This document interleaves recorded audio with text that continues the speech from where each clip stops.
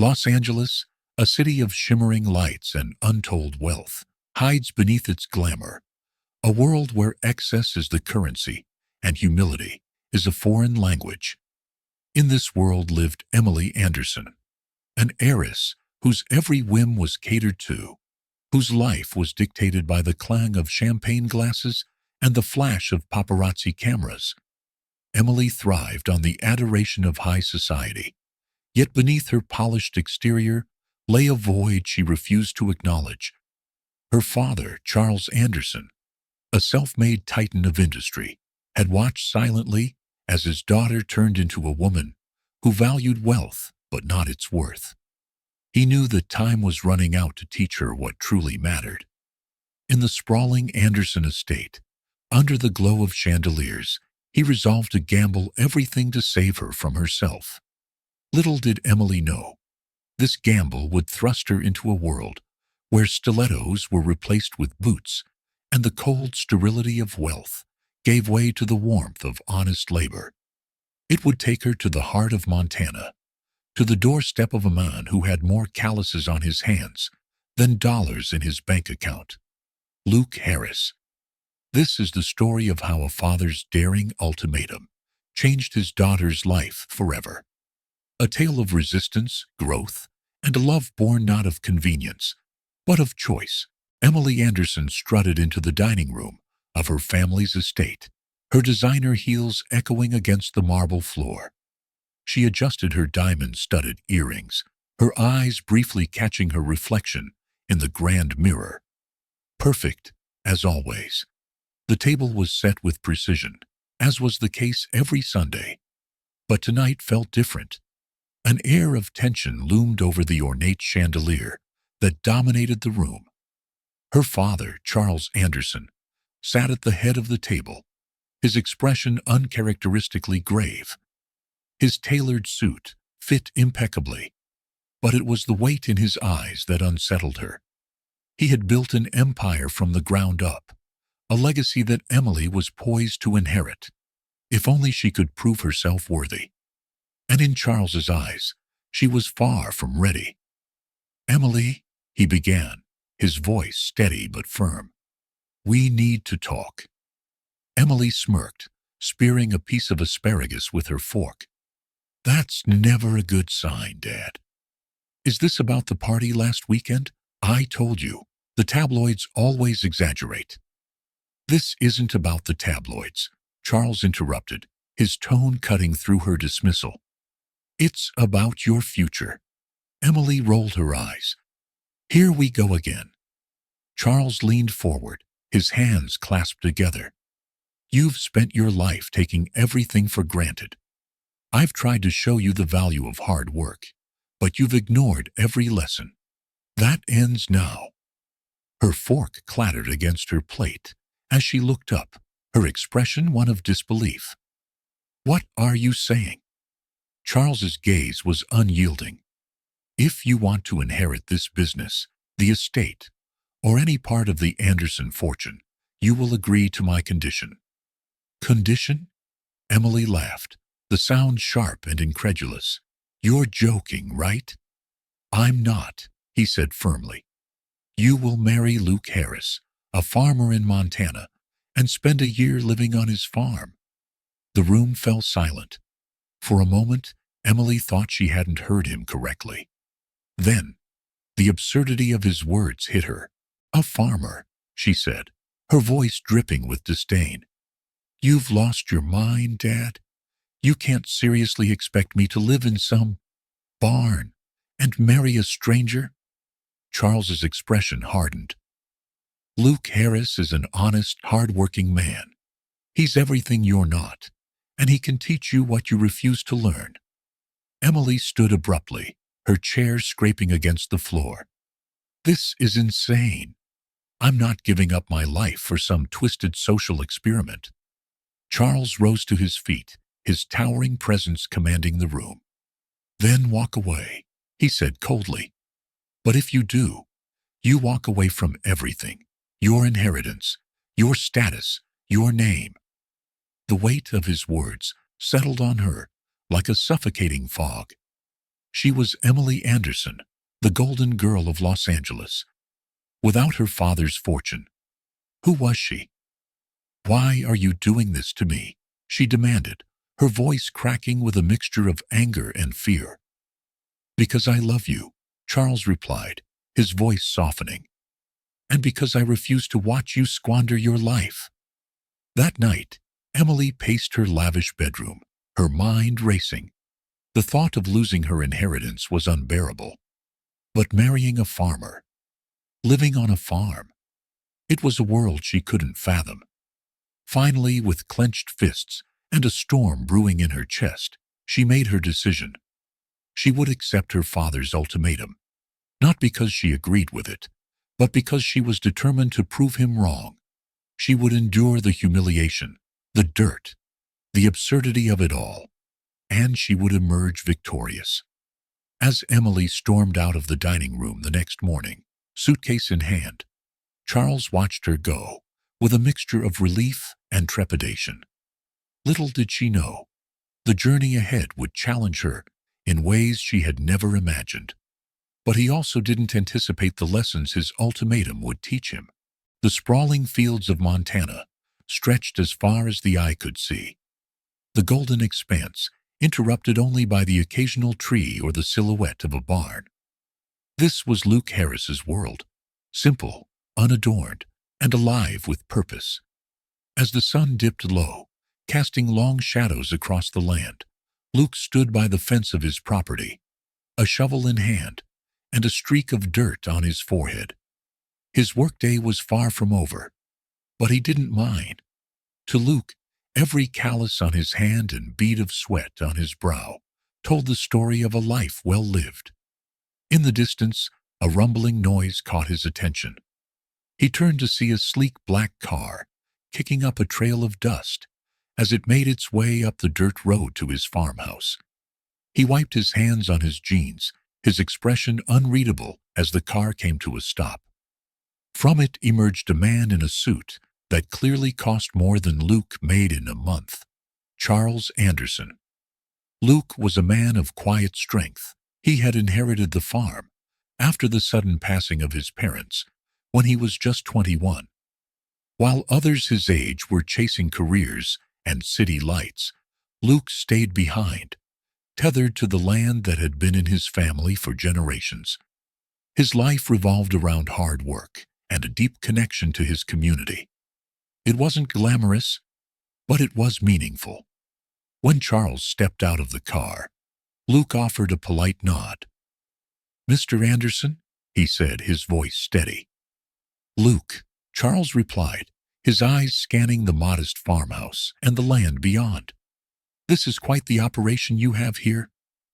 "It's not much," Luke admitted, "but it's honest work." Charles smiled thinly. "That's exactly why I'm here."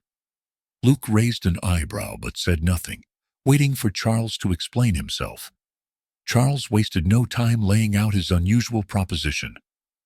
"I need your help, Luke," he said. "My daughter, Emily, has lost her way. She's entitled, reckless, and has no sense of responsibility. I believe spending time here, marrying you, could teach her the lessons I've failed to instill." Luke's eyes narrowed. "Marrying your daughter?" He let out a dry laugh. "I'm not sure how that's my problem." "It's not just about her," Charles continued. "I know you've been struggling to keep this farm afloat. The drought last summer, the rising costs, you're barely hanging on. I can help you, Luke. In exchange for your cooperation, I'll provide the funding you need to stabilize your farm and support the community projects you've been working on." Luke's jaw tightened. He didn't like the idea of being a pawn in someone else's game. But the mention of community struck a nerve. He had always been deeply invested in his neighbors, often going out of his way to help repair fences or lend a hand during harvest. If agreeing to this arrangement could secure their future, was it worth the personal cost? "Let me get this straight," Luke said, crossing his arms. "You want me to marry a woman I've never met, who probably thinks a tractor is some kind of cocktail, and play house with her for a year, all to teach her a lesson? Charles held his gaze. Yes. Luke considered this for a long moment, before finally nodding. I'll do it. But not for you. For them, he said, gesturing toward the neighboring farms visible in the distance. The next day, Emily arrived at the farm in a sleek SUV, her driver visibly uncomfortable, navigating the uneven dirt road.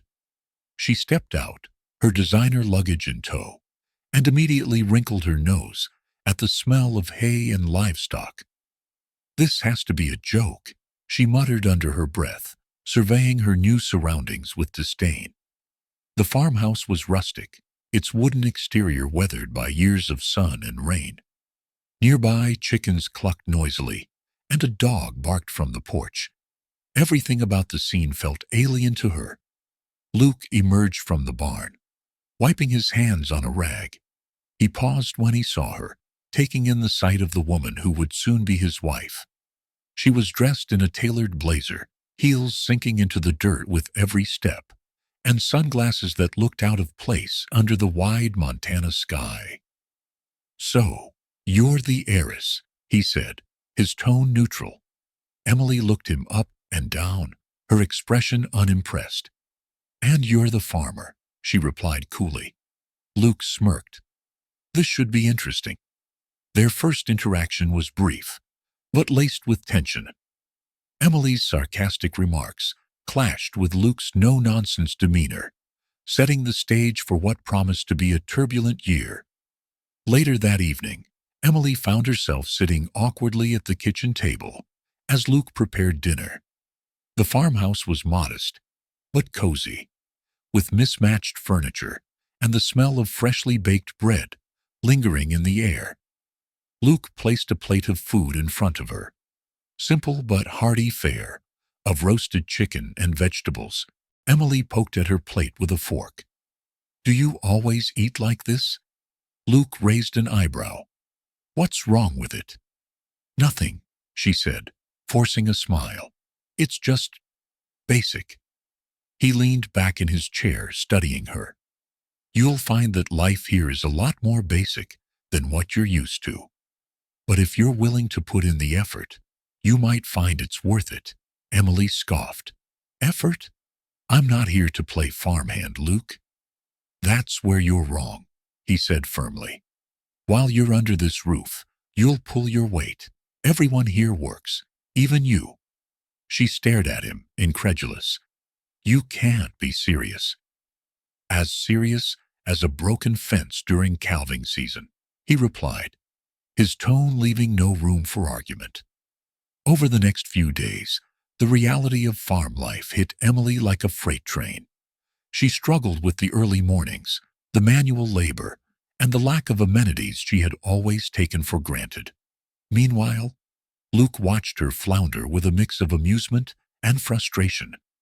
One morning, as she attempted to carry a bucket of water to the stables, it sloshed over her designer boots. She let out an exasperated groan, dropping the bucket and throwing up her hands. This is ridiculous, Luke approached, shaking his head. You're not going to get far with that attitude. She glared at him. I don't need a lecture, Luke. Fine, he said with a shrug. But if you keep quitting every time things get hard, this year's going to feel a lot longer. That evening, as Emily sat on the porch, watching the sun dip below the horizon, she felt the weight of her father's ultimatum pressing down on her. For the first time, she questioned whether she had made the right choice. Inside, Luke was talking with Grace, a neighbor who had stopped by to drop off a pie. Emily overheard their conversation through the screen door. She'll come around, Grace said gently. It just takes time. Luke sighed. I'm not so sure. Some people aren't made for this life. Emily clenched her fists, determination sparking within her. She wasn't about to let Luke or anyone else write her off so easily. If they thought she couldn't handle it, she'd prove them wrong, even if it killed her. The early morning air was crisp and cold, carrying the earthy scent of damp soil and hay. Emily groaned as she turned over in her modest bed, the sound of the rooster crowing grating against her ears. She reached for the silk eye mask she used back in Los Angeles, only to remember she hadn't packed it. Her bedroom was simple: plain wooden furniture, a floral quilt, and a single window overlooking the sprawling farmland. The previous night, the reality of her situation had sunk in. This wasn't just a temporary annoyance. This was her life now, and she hated it. Emily stumbled out of bed, groggy and irritable. The wooden floor felt cold beneath her feet as she pulled on the only farm-appropriate outfit she owned, jeans and a flannel shirt, hastily purchased before her trip. She winced at the scratchy fabric. When she stepped outside, the sun was just rising, painting the sky in hues of pink and orange. The beauty of the scene was lost on her, as she focused instead on the muddy ground and the overwhelming smell of animals. Luke stood by the barn, arms crossed, waiting. His expression was unreadable, but the faint smirk on his face made her blood boil. "Morning, Princess," he said. "You're late." Emily glared at him. "It's 6 a.m. That's not late. It's insanity." "On this farm, the day starts at dawn," he replied, handing her a pair of gloves. "You've got work to do." The first task of the day was feeding the chickens. Luke showed her how to scatter the feed, but Emily's awkward movements sent the birds into a frenzy. They flapped and squawked, pecking at her boots. "Are they supposed to attack me?" she shouted, jumping back. Luke chuckled. "They're not attacking. They're eating. You're just scaring them because you're moving like a lunatic." Next came mucking out the stables. Emily recoiled at the smell as Luke handed her a shovel. "You can be serious," she said, staring at the soiled straw. "Completely serious," he replied. "The horses won't clean up after themselves."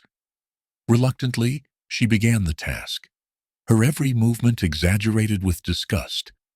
"This is inhumane," she muttered under her breath, glaring at Luke whenever he walked by. He ignored her complaints, focusing instead on his own work.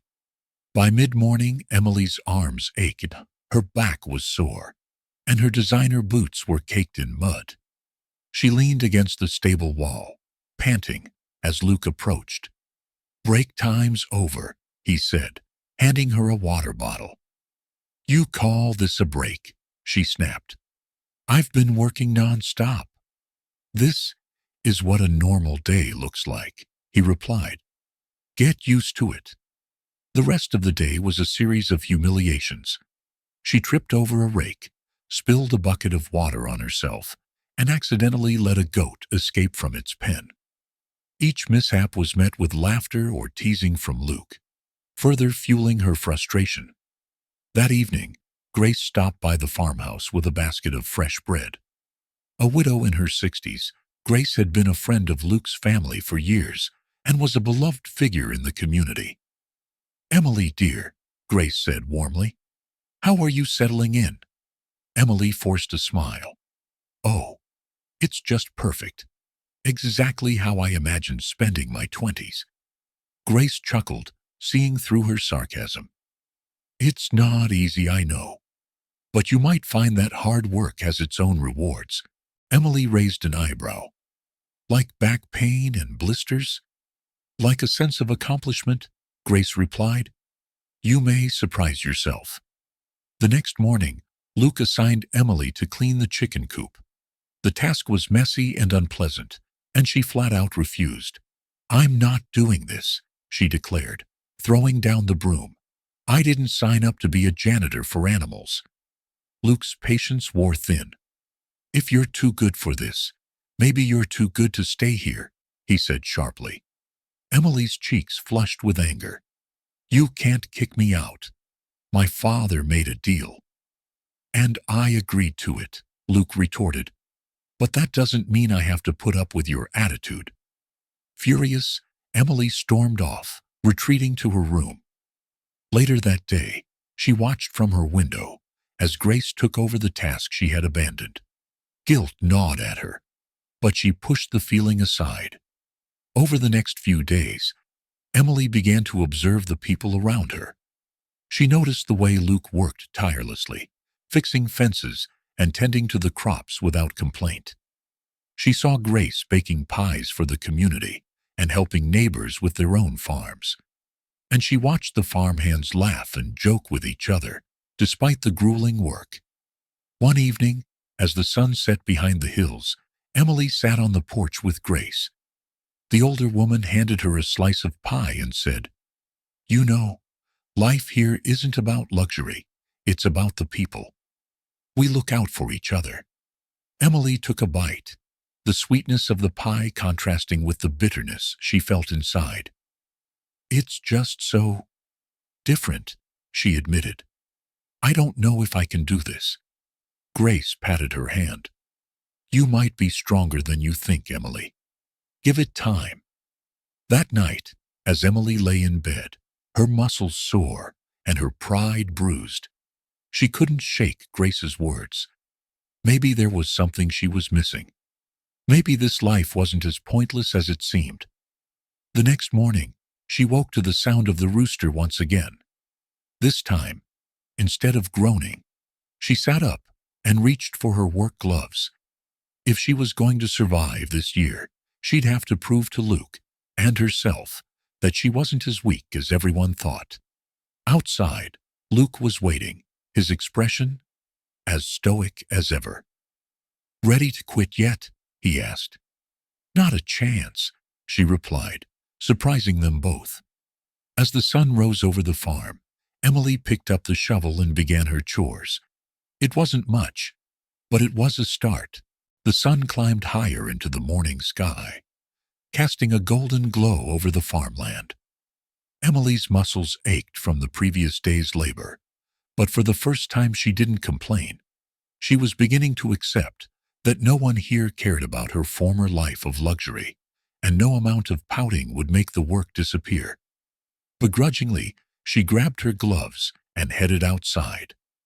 The morning began with a task Emily didn't entirely hate: baking bread with Grace. The kitchen smelled of yeast and flour, a far cry from the perfumed scents of her high-end bakery back in Los Angeles.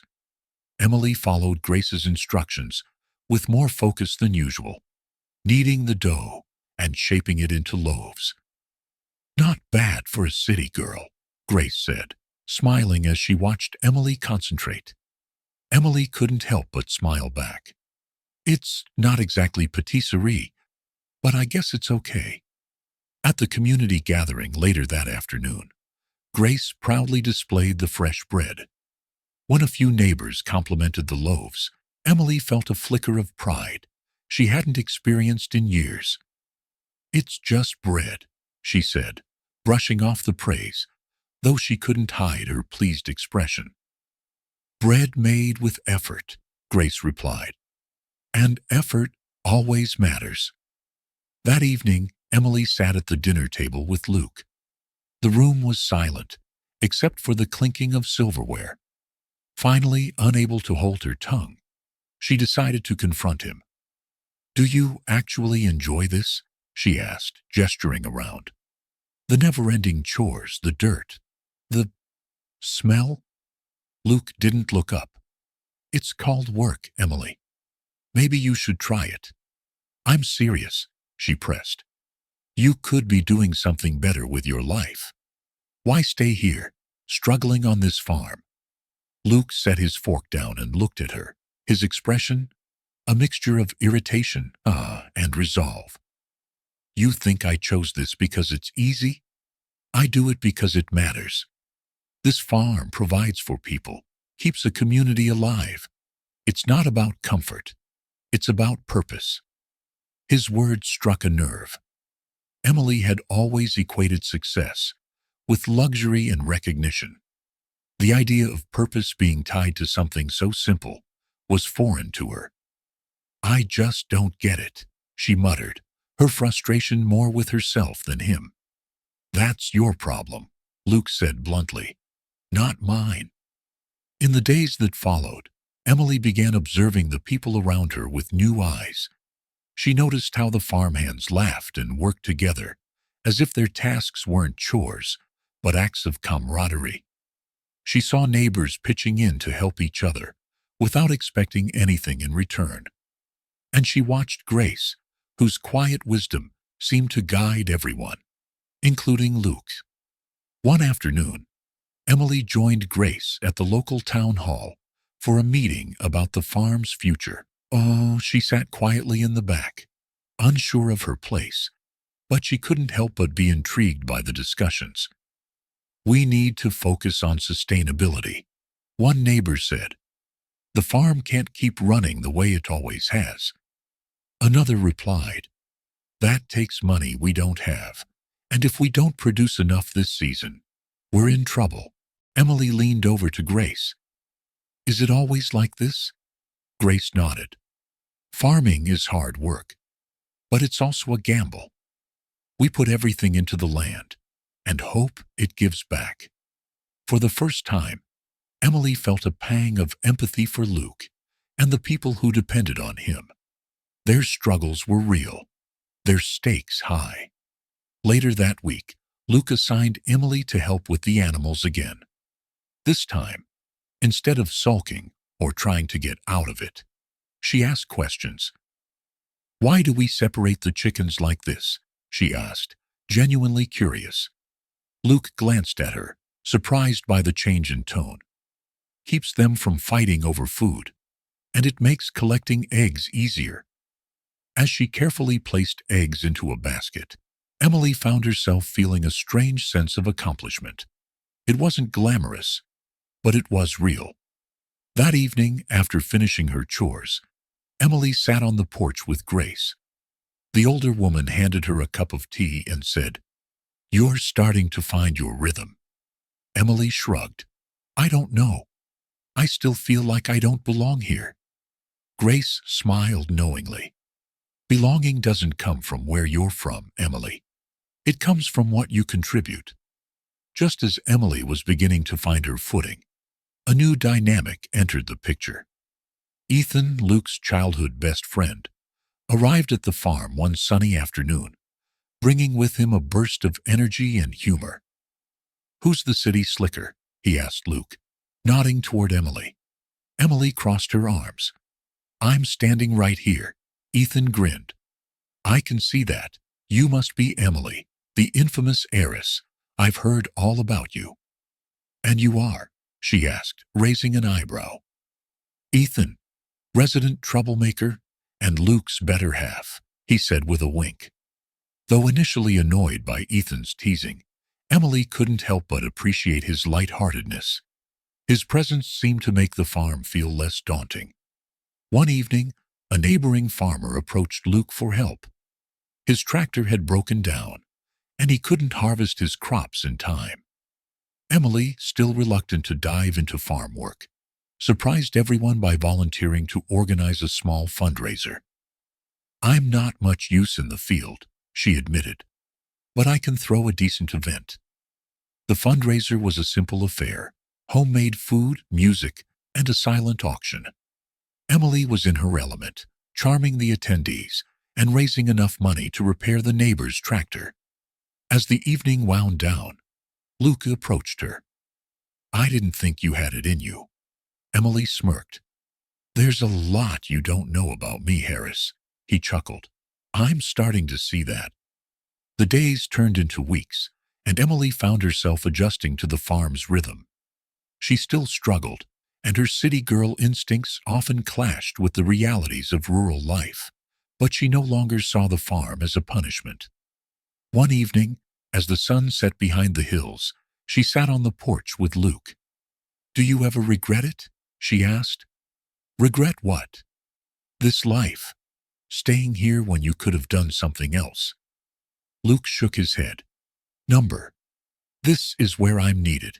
It's not perfect, but it's mine. Emily looked out at the fields, the golden light casting long shadows. She didn't say anything, but for the first time, she felt a hint of understanding. That night, as Emily lay in bed, her mind raced with thoughts she couldn't quite articulate. For years, she had believed that success and happiness came from wealth and status. But here, on this humble farm, she was beginning to question everything she thought she knew. The sound of footsteps outside her window pulled her from her thoughts. She peered out to see Luke, walking toward the barn, a lantern in hand. Curious, she grabbed her coat and followed. Inside, she found him tending to a newborn calf that had arrived unexpectedly. The sight of Luke, so gentle and patient, struck a chord in her. "Why didn't you tell me?" she asked softly. Luke glanced up, surprised to see her. "Didn't think you'd care." She stepped closer, her voice quieter. "Maybe I do." They stood in silence, the weight of unspoken emotions hanging between them. Emily didn't know what was happening, but she felt it. Something was changing. The morning dew clung to the grass as the first rays of sunlight peeked over the horizon. Emily, now accustomed to the routine of farm life, found herself awake before her alarm, a strange but satisfying new habit. Though she wouldn't admit it aloud, a small part of her felt pride in the progress she had made. But with that pride came an unsettling awareness. Her perception of herself and this place was shifting. Luke's sharp whistle echoed across the field as Emily trudged toward the barn. He waved her over, holding a rope tied to a reluctant horse. "Think you're ready for this?" he asked, his tone teasing but not unkind. "For what?" Emily folded her arms. "Teaching Grace to ride. She's been a little stubborn." He patted the horse's mane. "Stubborn? Sounds like someone I know," Emily quipped, raising an eyebrow. Luke smirked. "Funny. Now, come here." Though initially apprehensive, Emily followed his instructions, moving cautiously but with growing confidence. Luke's patience surprised her, and despite her early missteps, nearly being knocked over when the horse spooked, she found herself laughing alongside him. "You're not as hopeless as I thought," he admitted, a rare smile breaking through. "Thanks. I think," Emily responded, brushing hay off her jeans. The exchange felt different, less forced, more natural.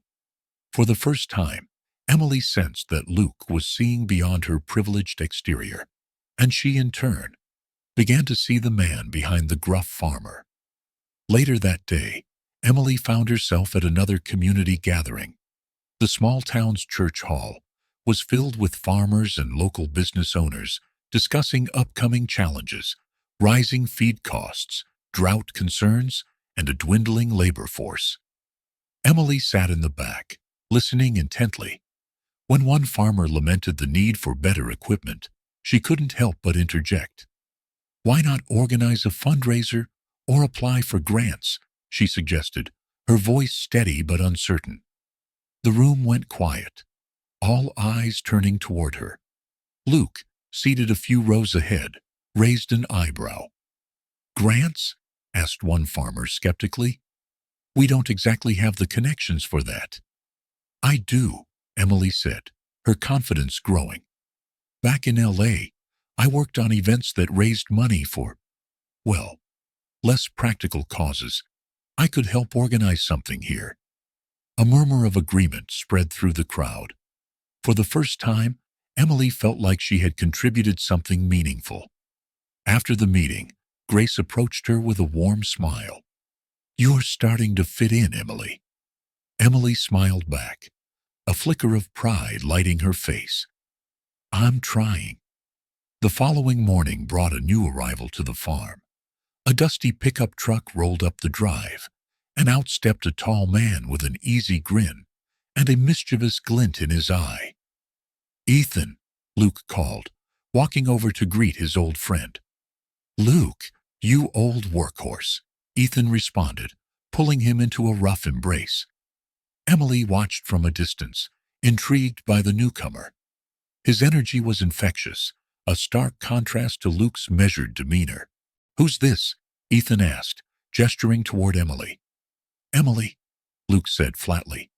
"She's adapting." Ethan grinned and walked over, extending a hand. "Ethan Bennett. The charm this farm's been missing." Emily shook his hand, suppressing a smile. "Emily Anderson. And I think the farm's doing just fine without your charm." Ethan laughed, clearly enjoying the banter. "I like her," he said to Luke, who rolled his eyes. Over the next few days, Ethan's presence brought a lightness to the farm. He teased Emily relentlessly, but always with a kind edge, and his easygoing nature provided a welcome balance to Luke's seriousness. True to her word, Emily threw herself into organizing the fundraiser. She spent hours making calls, reaching out to local businesses, and designing simple flyers with Grace's help. On the day of the event, the barn was transformed into a rustic venue, complete with string lights, homemade pies, and a small auction. Neighbors turned out in droves, bringing dishes to share and items to donate. As the evening unfolded, Emily moved through the crowd with practiced ease, charming attendees and encouraging donations. Luke watched from a distance, his expression unreadable. "Admit it," Ethan said, nudging him. "She's good at this." Luke nodded slowly. "Yeah, she is."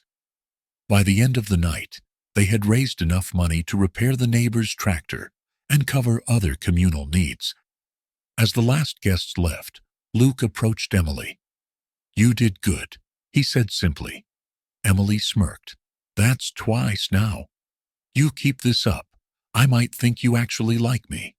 Luke chuckled. "Don't push your luck." Just as Emily began to feel like she was finding her place, disaster struck. Late one night, a fire broke out in the barn.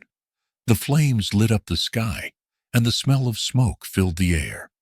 Luke's shout woke everyone. Emily scrambled out of bed, heart pounding, and ran outside to see the barn engulfed in flames. "Get the animals!" Luke yelled, already sprinting toward the barn. Emily hesitated for only a moment before following. Inside, the heat was suffocating, and the animals were panicked. But she moved with purpose, helping to guide them out, one by one. "Emily, get out of here!" Luke shouted. But she ignored him. Spotting a calf trapped in a corner, Emily steeled herself and rushed over. She grabbed the calf by its harness and pulled with all her strength, her lungs burning from the smoke. Finally, the animal broke free, and she led it outside to safety. When the last of the animals were out, Luke emerged, coughing and covered in soot. He saw Emily holding the calf and shook his head in disbelief. "You're insane," he said, his voice hoarse. "Maybe," she replied, her chest heaving. "But I wasn't going to let you do it alone." The fire left the barn in ruins, but thanks to Emily's courage, no animals were lost. The community rallied together, offering supplies and manpower to begin rebuilding. That evening, as Emily sat by the fire pit, exhausted but alive, Luke joined her. "I didn't think you had it in you," he said quietly. "Neither did I," she admitted. They sat in silence, the unspoken bond between them stronger than ever. As the embers of the fire glowed faintly, Emily looked at Luke. "Do you ever think about leaving this place, starting over somewhere else?" Luke shook his head. "This farm is my life, but it's not just about me anymore." Emily frowned. "What do you mean?" He hesitated before answering. "It's starting to feel like you're a part of it too." Emily didn't respond, but her thoughts raced. For the first time she wondered if she could truly belong in this world, and what it might mean if she did. The cold Montana night had draped the farm in silence, broken only by the occasional rustle of leaves and the faint hoot of an owl. Emily, now more accustomed to early mornings and demanding days, found herself lingering by the kitchen window. A mug of herbal tea warmed her hands as she gazed out at the moonlit fields. This place, once alien and hostile, now held a quiet beauty she was beginning to appreciate. But the peace was fleeting, about to be shattered by an event that would test her resolve. It began as a faint glow in the distance, just a flicker on the horizon. Emily squinted, thinking it might be her tired eyes playing tricks. But as the minutes passed, the flicker grew brighter, more menacing. Then came the unmistakable smell of smoke. Fire! Luke's shout tore through the night, jolting her from her thoughts. Emily dropped her mug, the crash of ceramic on the floor, drowned out by the commotion outside. Rushing to the door, she saw Luke already sprinting toward the barn, his flashlight bobbing wildly. Flames licked the night sky, their orange glow illuminating the terrified faces of the farmhands emerging from their quarters. The barn was ablaze. Luke barked orders as the workers scrambled to form a bucket line from the nearby well. Emily, frozen for a moment by the sheer scale of the fire, snapped into action. She grabbed a flashlight and ran toward the chaos. "Emily, stay back," Luke shouted, his voice firm but strained. "No way," she yelled back. "What can I do?" Luke hesitated, his expression torn between frustration and admiration. "Get the animals out. Start with the stalls nearest the door. Don't take risks." Emily nodded, her adrenaline silencing the voice in her head that wanted to scream, "This is insane." The heat was overwhelming as Emily stepped inside, her heart pounding in her chest. The air was thick with smoke, and the panicked cries of the animals echoed through the chaos. She spotted a small group of goats huddled in a corner, their eyes wide with fear. "It's okay," she murmured, coughing as the smoke stung her throat. She unlatched the gate, guiding the animals toward the exit. One of them bolted past her, almost knocking her over, but she steadied herself and kept going. Luke appeared at her side, his face smeared with soot. "Emily, move faster. The roof could collapse any minute." "I'm doing my best," she snapped back. But there was no venom in her voice. They worked in tandem, moving from stall to stall, freeing horses, cows, and pigs. As Emily guided a nervous mare outside, she caught sight of a small calf, trapped near the far wall. Flames crackled above it, and debris had fallen, blocking its path. Without hesitation, she sprinted back into the barn. "Emily, no!" Luke's voice was barely audible over the roar of the fire. Emily reached the calf, its small body trembling with fear. She crouched down, speaking softly to calm it, even as the fire roared closer. Grabbing the halter, she tugged with all her strength, her muscles screaming in protest. "Come on," she urged. "You can do this. We can do this." The calf resisted at first, but finally it stumbled forward. Emily guided it through the smoke-filled barn, her eyes watering as the heat intensified. Just as they reached the door, a beam collapsed behind her, sending a shower of sparks into the air. She stumbled but kept moving, dragging the calf to safety.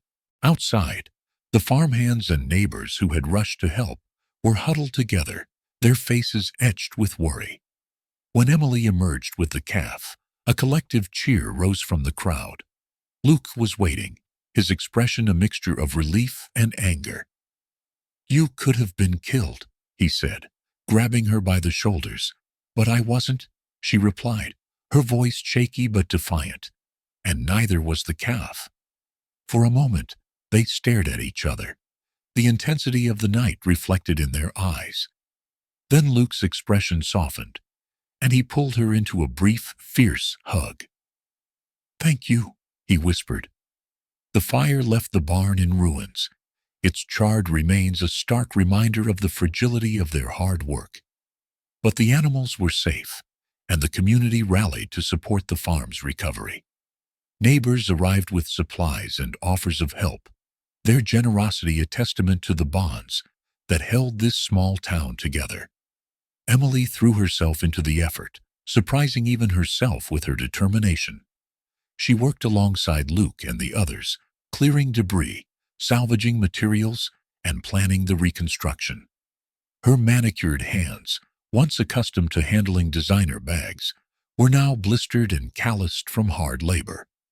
One evening, as they sat by the fire pit, Luke handed her a mug of coffee.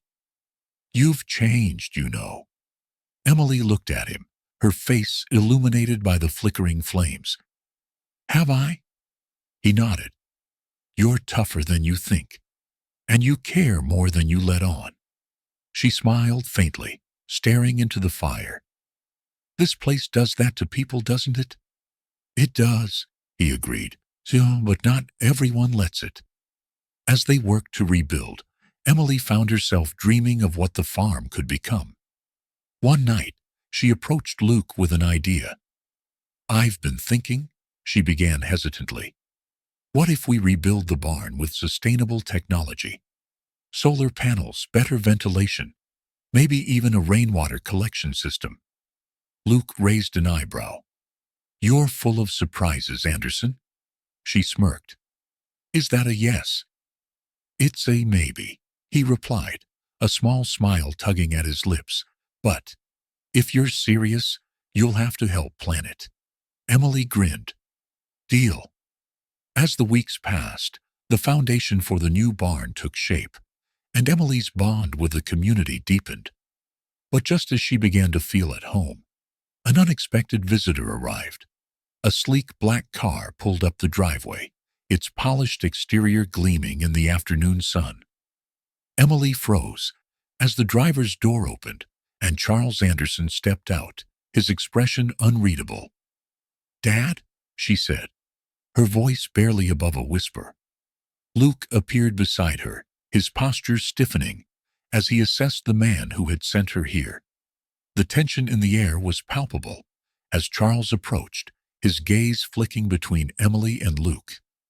"We need to talk," he said, his tone leaving no room for argument. The confrontation Emily had been dreading was finally here. The morning after Charles Anderson's unexpected visit, the tension on the farm was palpable. Emily stood by the kitchen window, staring out at the fields. Her father's presence had unsettled her in ways she hadn't anticipated. His sharp words still echoed in her mind. "This life is beneath you, Emily." But for the first time, she wasn't sure she agreed. Over breakfast, the air between Emily and Luke was thick with unspoken thoughts. Luke sat across from her, sipping his coffee in silence, his face unreadable. "He thinks I've thrown my life away," Emily said finally, breaking the stillness. Luke looked up, his eyes meeting hers. "And what do you think?" Emily hesitated, fiddling with her fork. "I think I'm still figuring that out." Luke nodded, his gaze steady. "It's your life, Emily. No one else gets to decide what it's worth." Later that day, Emily found herself wandering the farm, seeking solace in the routines that had slowly become familiar. She passed by the charred remains of the old barn, now a stark symbol of resilience and renewal. The workers were already busy, laying the groundwork for the new structure, their laughter and camaraderie filling the air. As she watched, an idea began to take shape in her mind. The fire had been a setback, but it also presented an opportunity, a chance to rebuild not just the barn, but the farm itself. Emily approached Luke that evening, a notebook clutched in her hands. He was repairing a fence by the west field, his sleeves rolled up and his hands covered in dirt. "Luke," she began hesitantly, "I've been thinking about the new barn." He glanced up, his expression cautious. "What about it?" "I want to make it better," she said, her voice gaining confidence. "We could incorporate sustainable technology, solar panels, better insulation, maybe even a rainwater collection system. It could save money and make the farm more self-sufficient." Luke straightened, studying her carefully. You've been doing some research. She held up the notebook. I've been reading up on sustainable farming practices. This place has so much potential, Luke. We could turn it into a model for the community. He raised an eyebrow, a small smile tugging at the corner of his lips. You're full of surprises, Anderson. So, is that a yes? She asked, her heart pounding. It's a maybe, he said, closing the distance between them. But if you're serious about this, you'll need to convince the others. The following week, Emily stood before a group of farm workers and neighbors at a hastily arranged town hall meeting. The gathering was held in Grace's kitchen, the largest space available for such a discussion. The room buzzed with curiosity as Emily stepped forward, her notebook in hand. Thank you all for coming, she began, her voice steady despite the butterflies in her stomach. I know I'm not exactly the poster child for farm life, but I've learned a lot since coming here. And I believe this farm has the potential to be something extraordinary. She outlined her vision for the new barn, complete with sketches and cost estimates. Her passion was evident, and as she spoke, she noticed heads nodding and murmurs of agreement spreading through the room. But how are we supposed to afford all this? Asked Tom, one of the older workers. Emily smiled. That's where I come in. I've already started reaching out to some contacts in Los Angeles. With the right pitch, I think we can secure funding through grants and donations. People love supporting sustainable initiatives. The room erupted into a mix of applause and cautious optimism. Grace beamed at Emily, her approval a silent but powerful endorsement. Despite the community's enthusiasm, Luke remained wary. Late one night, as they sat on the porch overlooking the moonlit fields, he voiced his concerns. I appreciate what you're trying to do, Emily, he said, his tone gentle. But change isn't always easy. People around here are set in their ways. Some might not take kindly to a city girl trying to tell them how to run a farm. I'm not trying to tell anyone how to live, she countered. I just want to help. This farm saved me, Luke. Let me return the favor. Her sincerity was undeniable, and Luke found himself softening. All right, he said finally. We'll give it a shot. But you'd better be ready to work harder than ever. Over the next few weeks, the farm buzzed with activity. Emily threw herself into the project, coordinating with architects, applying for grants, and rallying the community.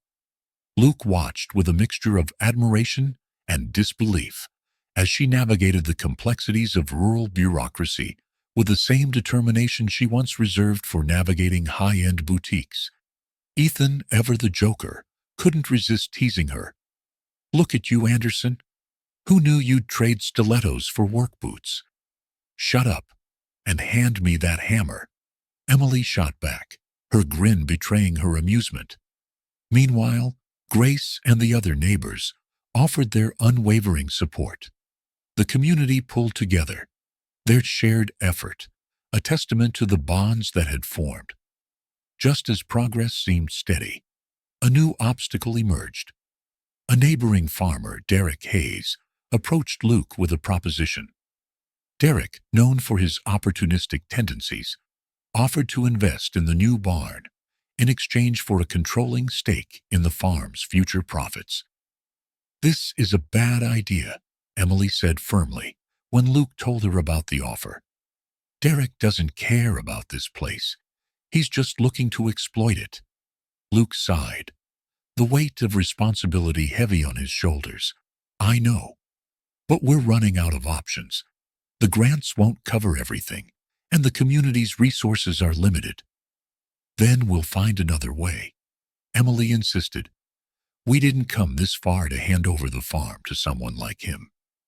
Her determination reignited Luke's resolve, and together they redoubled their efforts to secure funding. Their hard work paid off when Emily's former colleague from Los Angeles, Claire, agreed to sponsor a significant portion of the project. Claire's investment not only provided the necessary funds, but also brought positive attention to the farm's initiative. At a community gathering to celebrate the milestone, Luke raised a glass in Emily's honor. "To Emily Anderson," he said, his voice filled with pride, "for reminding us all that even the most unlikely people can make a difference." Emily blushed as the room erupted into cheers, but her gaze remained fixed on Luke. In that moment, she realized how much his opinion mattered to her. As the new barn neared completion, Emily felt a sense of accomplishment, unlike anything she had ever experienced. But her triumph was short-lived. One afternoon, a letter arrived in the mail. Emily opened it with trembling hands, her heart sinking as she read the contents. It was from her father's legal team, demanding her return to Los Angeles to fulfill her obligations to the family business. Luke found her sitting on the porch, the letter clutched in her hands. "What's wrong?" he asked, his concern evident. "My father," she said, her voice barely above a whisper. "He's done with me yet." The letter weighed heavily in Emily's hands, its message unmistakably clear. Her father's influence stretched further than she anticipated, and he wasn't willing to relinquish control over her life just yet. The ultimatum was stark: return to Los Angeles and assume her role in the family business, or face legal consequences that could jeopardize the Anderson empire, and by extension, her father's legacy. Emily paced the porch, the letter crumpled in her hand. Luke stood by, watching her silently, his concern growing with every step she took. "What does he want now?" Luke finally asked, his tone calm but edged with curiosity. Emily sighed, throwing the letter onto the table. "He's demanding I come back to Los Angeles to take over my role in the company. He claims I'm breaching some family obligation clause in his estate plan." Luke raised an eyebrow, leaning against the wooden post. "Is that even a thing?" "Apparently," Emily muttered. "And if I don't go, he's threatening to cut off funding for his charitable foundations. It's not just about me anymore. It's about everyone who depends on those funds." Luke folded his arms, his expression hardening. "So, what are you going to do?" "I don't know," she admitted, her voice breaking slightly. "I thought I'd finally gotten away from all of this, but he keeps pulling me back." Later that evening, Emily found herself in Grace's kitchen, seeking solace in the warmth of her mentor's presence. The older woman was kneading dough, her hands moving methodically, as Emily poured out her worries. "He's using guilt to manipulate you," Grace said plainly, not looking up from her task. "Typical tactic for someone who's afraid of losing control." Emily frowned, running her fingers through her hair. "But what if he's right? What if I'm being selfish by staying here when so many people rely on him?" Grace paused, wiping her hands on her apron. She fixed Emily with a steady gaze. "Selfishness isn't about choosing what makes you happy. It's about ignoring what's right for you and those around you. Your father's decisions are his own. Don't let him pin the weight of the world on your shoulders." Emily nodded slowly, the words settling into her heart, like a seed waiting to grow. "But how do I stand up to him without losing everything?" Grace smiled gently. "You already have everything you need, my dear. The question is, do you believe it?" That night, Emily sat by the fireplace, staring into the flickering flames. Luke joined her, handing her a mug of tea without a word. They sat in companionable silence for a while, before he finally spoke. "You don't have to do this alone, you know," he said, his voice low. "Whatever you decide, I'll be here." Emily glanced at him, her heart swelling with gratitude. "Even if I have to go back?" Luke hesitated, then nodded. "Even then. But just so you know, this place and these people, we need you too." Unable to bear the uncertainty, Emily made the decision to confront her father directly. She called Charles and arranged a meeting, insisting he come to the farm. He arrived the following week, stepping out of his sleek black car with the same air of authority that had always intimidated her. But this time, Emily stood her ground. The two faced off in the farmhouse kitchen, the tension between them thick enough to cut with a knife. "I've made a life here, Dad," Emily said firmly. "I'm not abandoning it just because you've decided it doesn't fit your vision for me."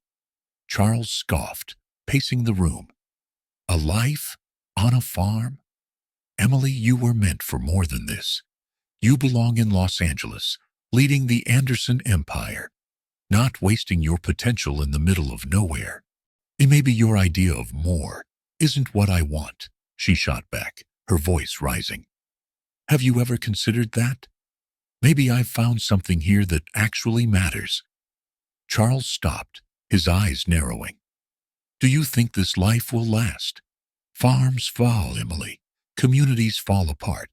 And when it does, you'll come crawling back to the life I built for you." "I'm not afraid of failing," she said quietly, her resolve unshaken. "For the first time, I feel like I'm building something real." Charles's visit wasn't without complications. During his stay, he crossed paths with Derek Hayes, the opportunistic neighboring farmer who had been angling for a stake in the Harris property. Seeing an opportunity, Derek approached Charles with a proposal to buy out the land altogether, framing it as a way to free Emily from her obligations. When Emily overheard the conversation, she was furious. She stormed into the room, her eyes blazing with anger. "Is this how you solve problems, Dad?" she demanded. "By throwing money at them and hoping they go away?" Charles looked unperturbed. "I'm doing what's best for you, Emily." "No," she said, her voice shaking with emotion. "You're doing what's best for you. But this isn't your decision to make. It's mine." Derek, sensing the tension, quickly excused himself, leaving the father and daughter alone. Charles stayed the night, and for the first time, he witnessed the daily rhythm of life on the farm. He saw Emily helping with the morning chores, laughing with Grace and the other workers, and collaborating with Luke on plans for the new barn. The pride and determination in her eyes were unmistakable.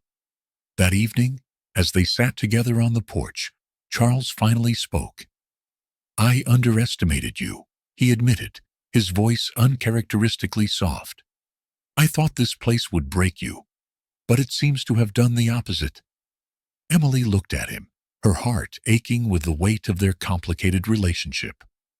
"I needed to find my own way, Dad. And I think I have." Charles nodded slowly, the lines on his face softening. "Then I won't stand in your way. But don't expect me to understand it." "I'm not asking you to," she said simply. "I just need you to let me be." After Charles's departure, Emily felt a renewed sense of purpose. She threw herself into the farm's projects with even greater determination, rallying the community to work together for the greater good. Luke, watching her from afar, couldn't help but smile. The woman who had arrived at the farm months ago, entitled, resistant, and unsure of herself, was gone. In her place was someone strong and compassionate, and deeply committed to making a difference. One evening, as the sun dipped below the horizon, casting the fields in a golden glow, Emily and Luke stood side by side, surveying the land they had worked so hard to rebuild. "It feels like home now," Emily said quietly, a smile tugging at her lips. Luke glanced at her, his expression warm. "That's because it is."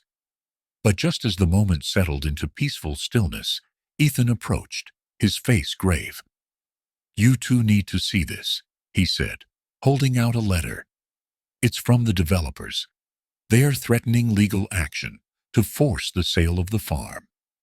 Emily's heart sank as she took the letter, the weight of the challenge ahead pressing down on her. The fight for the farm was far from over. The crisp morning air carried a sense of unease as Emily read through the letter Ethan had handed her the previous evening. It was more than just a threat. It was a declaration of war. The developers, emboldened by Derek Hayes' alignment, were using every legal loophole to force the sale of Luke's farm. If they succeeded, the community Emily had come to love would be left in ruins, and the land that had become her sanctuary would be lost forever. Emily and Luke quickly called a meeting with the townsfolk, gathering everyone at the local church hall. The room was packed, the hum of anxious whispers filling the space. Emily stood at the front, flanked by Luke and Grace, her voice steady despite the knot in her stomach. "We're not just fighting for this farm," she began, her gaze sweeping across the room. "We're fighting for our community, for everything we've built together. If we let them take this land, what's next? Our homes? Our livelihoods?" Her words struck a chord, and murmurs of agreement rippled through the crowd. But the reality was daunting. The developers had deep pockets and a team of ruthless lawyers. The town, by contrast, was struggling to make ends meet.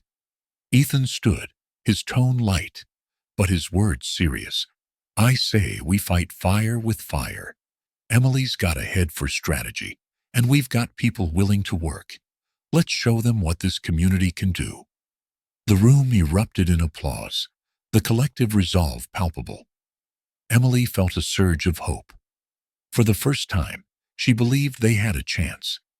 The next day, Emily was surprised to see her father's car pulling up to the farm once again. He stepped out, his usual air of authority tempered by a hint of hesitation. "I heard about the developers," Charles said, his tone uncharacteristically subdued. "It's worse than I thought." Emily crossed her arms, skeptical. "And you're here because I want to help," he admitted, meeting her gaze. "I know we haven't seen eye to eye, but this is bigger than our differences. The Anderson name still carries weight, and I intend to use it." Emily was stunned. For years, her father had been the embodiment of corporate ambition, but now he was offering to stand beside her in a fight against the very system he once championed. It was a gesture she couldn't ignore. "All right," she said after a moment, "but this time, you follow my lead." With Charles's connections, Emily and Luke assembled a team of pro bono lawyers willing to take on the case. The team discovered that the developers' tactics were indeed shady, relying on forged documents and underhanded deals. It was enough to stall their progress, but not enough to stop them. Meanwhile, Emily spearheaded a grassroots campaign to raise awareness. She worked tirelessly, organizing fundraisers, hosting town hall meetings, and rallying the support of neighboring communities. Each day was a battle, but with every small victory, the town's determination grew. The fight began to take its toll on everyone. Luke worked long hours to keep the farm running, while supporting Emily's efforts, his exhaustion visible in the lines etched on his face. Ethan, usually the light-hearted joker, grew more serious, taking on extra responsibilities to ensure the community didn't falter.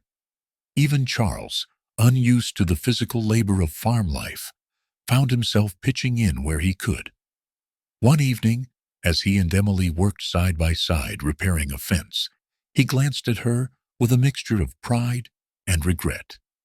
"You've changed," he said quietly. "I didn't think you'd make it out here, but I was wrong." Emily smiled faintly, her hands busy with the task at hand. "I think I needed this place more than it needed me." As the legal battle intensified, the developers resorted to intimidation. One night, Emily and Luke discovered their barn vandalized. The words "sell or else" spray-painted across the side in bold red letters. It was a stark reminder of the stakes they were facing. Luke clenched his fists, his jaw tight. They're trying to scare us. It won't work, Emily said firmly, though her voice wavered slightly. We've come too far to back down now. The incident only strengthened their resolve. The town came together to repaint the barn, their unity a silent but powerful message to the developers. We won't be intimidated. As the trial date loomed, a surprising figure emerged to lend their support. Derek Hayes. Guilt-ridden over his role in the developers' plans, he confessed everything to Emily and Luke, providing critical evidence that exposed the full extent of the corruption.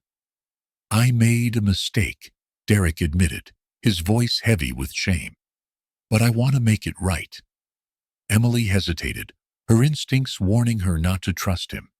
But Luke, ever the optimist, extended a hand. We'll hold you to that, he said simply. The courtroom was packed on the day of the trial, the atmosphere electric with tension. Emily sat beside the legal team, her heart pounding as the developers' lawyers made their case. But the evidence they presented was weak, and the testimonies from the community painted a vivid picture of the farm's importance. When it was Emily's turn to speak, she stood with a calm confidence that surprised even herself. This farm isn't just land, she said, her voice steady. It's a lifeline for this community. It's where we've built our lives, our futures. Taking it away would destroy more than just property. It would destroy hope. Her words resonated deeply, and as she returned to her seat, she felt Luke squeeze her hand in silent support.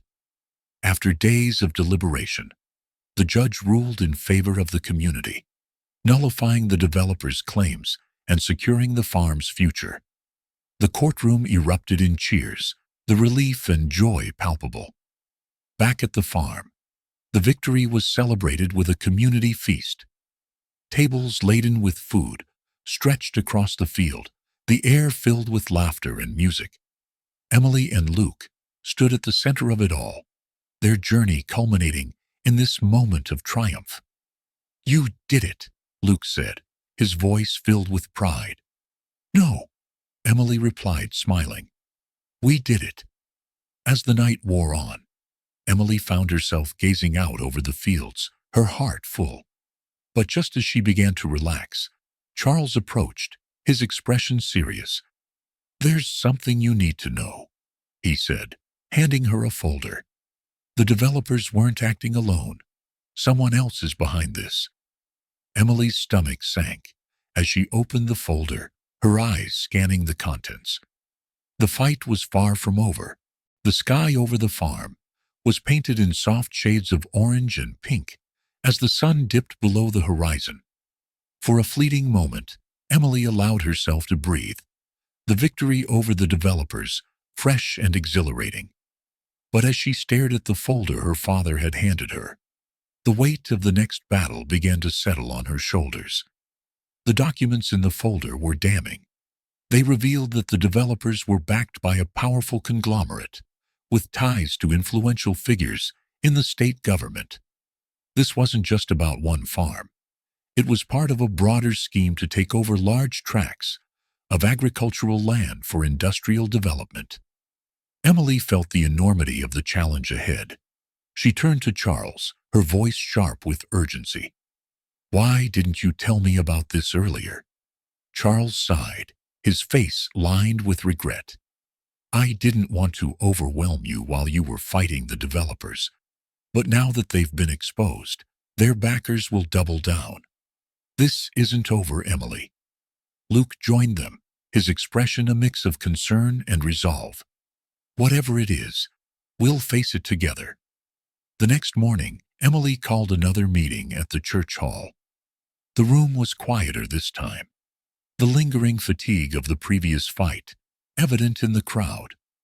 But as Emily stood to address them, her voice carried the same determination that had guided them before. This isn't just about our farm anymore, she began, holding up the documents. It's about all of us, every farm, every family, every piece of land that makes up our community. If we don't act now, they'll take everything. The silence was heavy, but then Grace stood, her voice calm yet firm. "We fought for the farm. We can fight for this too." The room erupted in applause, and Emily felt a renewed sense of purpose. Together, they began to plan, dividing responsibilities and organizing a coalition of neighboring farms and communities to stand against the conglomerate. Charles, leveraging his connections, helped Emily and Luke organize a public campaign to raise awareness about the conglomerate's plans. They created a documentary highlighting the community's struggles and triumphs, painting a vivid picture of what was at stake. Emily also reached out to the media, giving interviews and hosting press conferences to draw national attention. The story of the heiress turned advocate, fighting to save her community, captured hearts and headlines, and donations began pouring in to support their cause. But the conglomerate wasn't idle. They countered with smear campaigns, painting Emily and the community as radicals standing in the way of progress. The tension grew as each side fought to control the narrative. As the fight escalated, so did the pressure on Emily and Luke. One evening, as they sat on the porch, Luke voiced his concerns. "This is bigger than anything we've faced before," he said, his tone heavy. "Are you sure we can win this?" Emily reached for his hand, her gaze steady. "I don't know, but I do know that we can't stop now. Too many people are counting on us." Their shared resolve strengthened their bond, but the challenges continued to mount.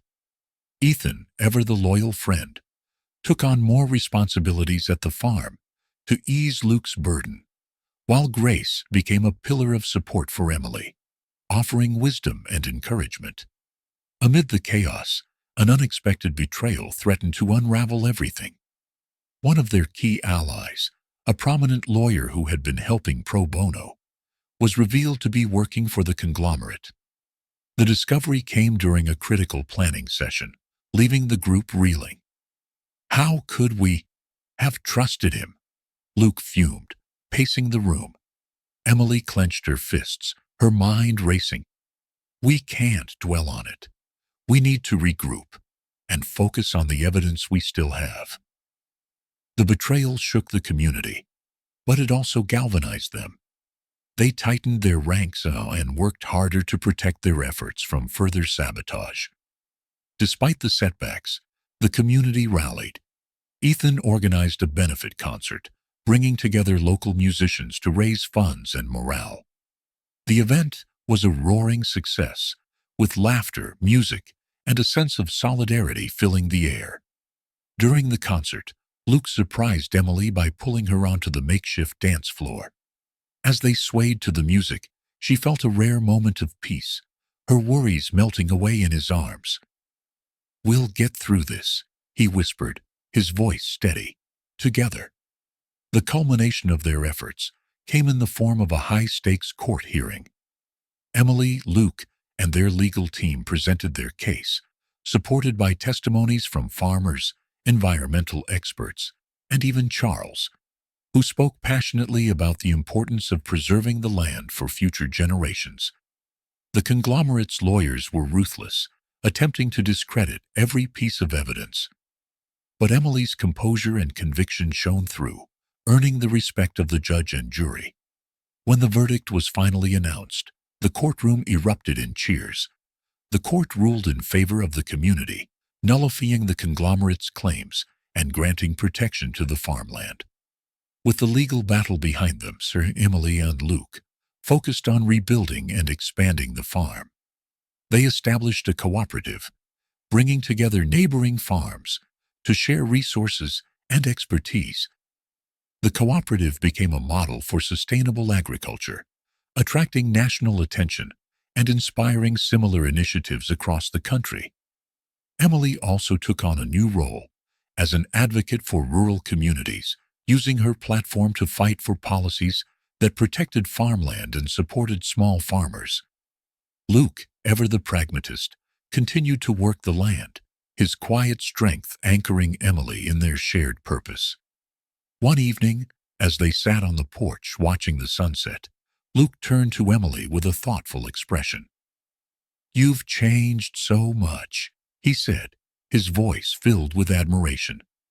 "Do you ever miss the life you had before?" Emily smiled, her gaze fixed on the horizon. "Not for a second. This is where I'm meant to be." Luke reached for her hand, his touch warm and reassuring. "I'm glad you stayed." They sat in comfortable silence, the challenges they had faced together now a distant memory.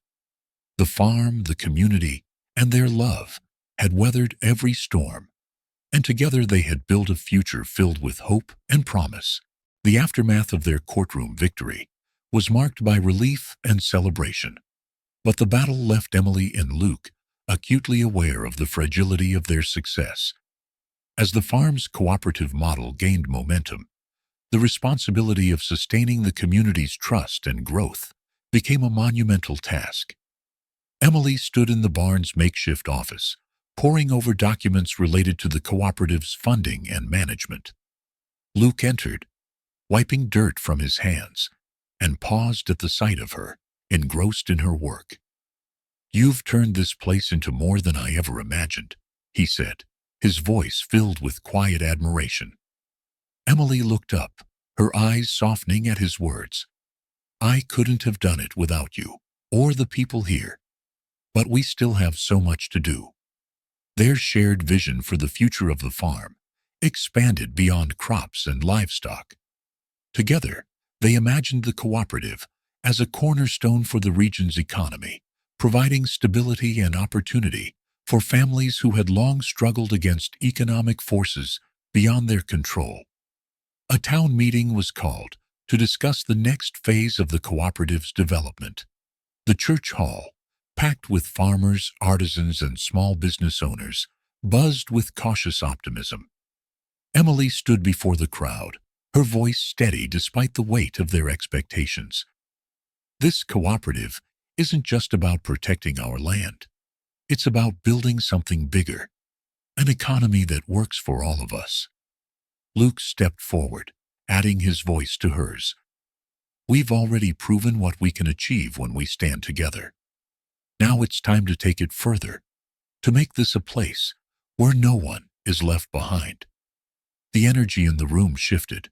Murmurs of agreement grew louder, and by the end of the meeting, volunteers had signed up to lead new initiatives, from renewable energy projects to education programs for young farmers. As the cooperative expanded, Grace and Ethan took on leadership roles. Grace organized workshops on sustainable farming techniques, while Ethan spearheaded efforts to repair and modernize aging equipment across the community. Their budding romance, once a quiet subplot in the community's story, blossomed into a partnership that inspired others. Grace's gentle wisdom and Ethan's infectious humor brought people together, creating a sense of unity that went beyond the cooperative's goals. During a break in their work, Grace confided in Emily, her cheeks flushed.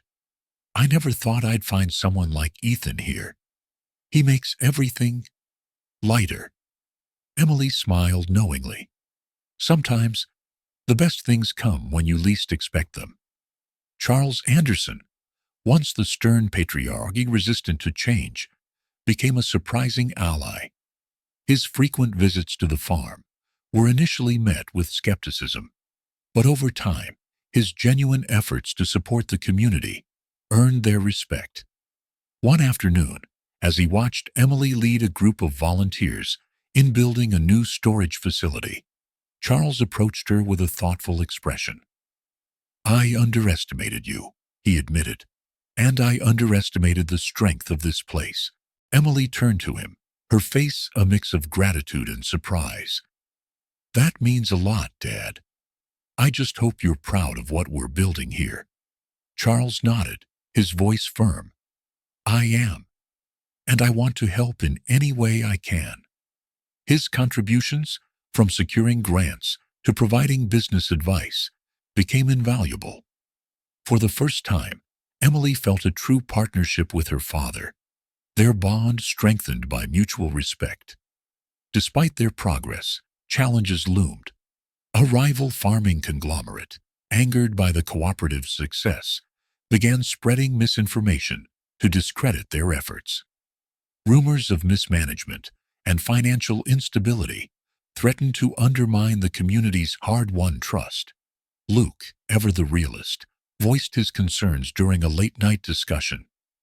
"If we don't address this head-on, it could destroy everything we've built."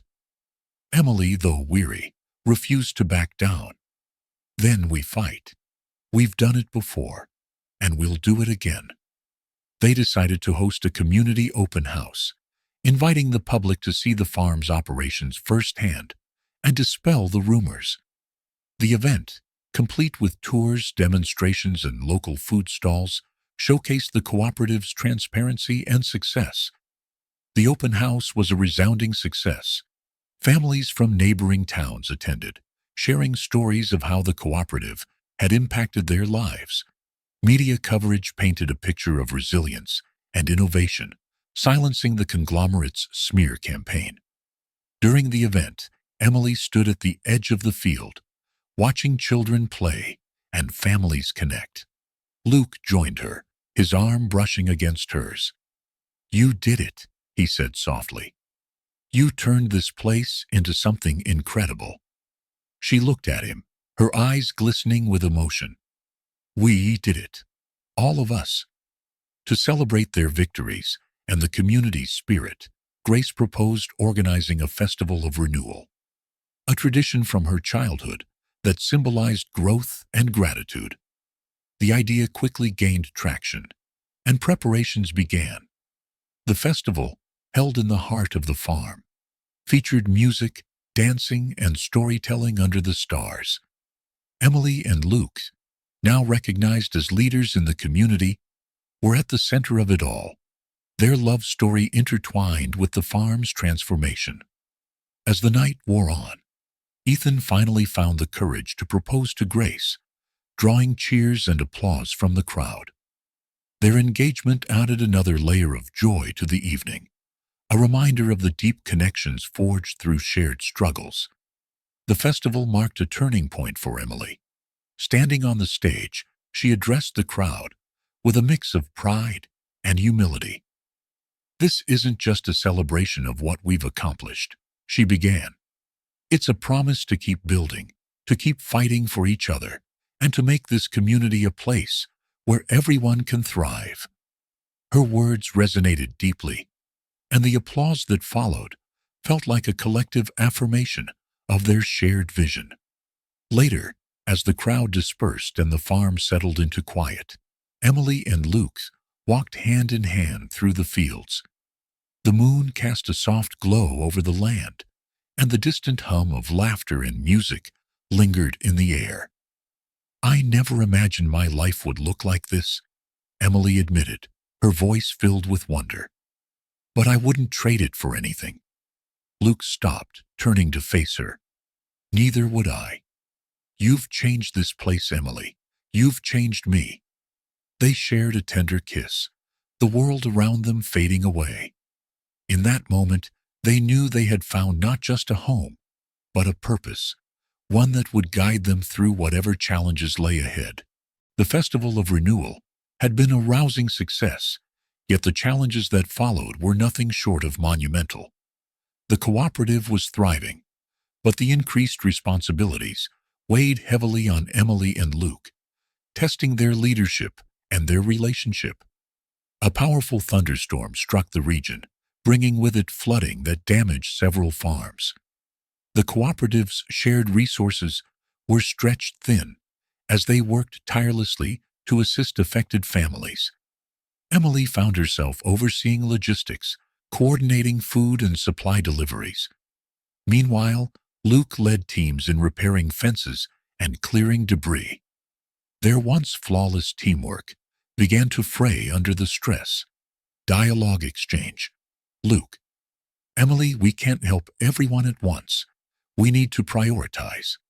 "Emily, and how do you expect me to decide who gets help and who doesn't?" "Luke, You can't do it all, Emily. None of us can. Emily's determination to shoulder the burden alone led to sleepless nights and mounting frustration, causing friction between her and Luke. As the storm's aftermath unfolded, an unexpected challenge emerged. A shipment of seeds promised by a supplier failed to arrive, jeopardizing the next planting season. The cooperative members grew restless, some questioning Emily and Luke's leadership. A heated town meeting ensued, with tensions running high.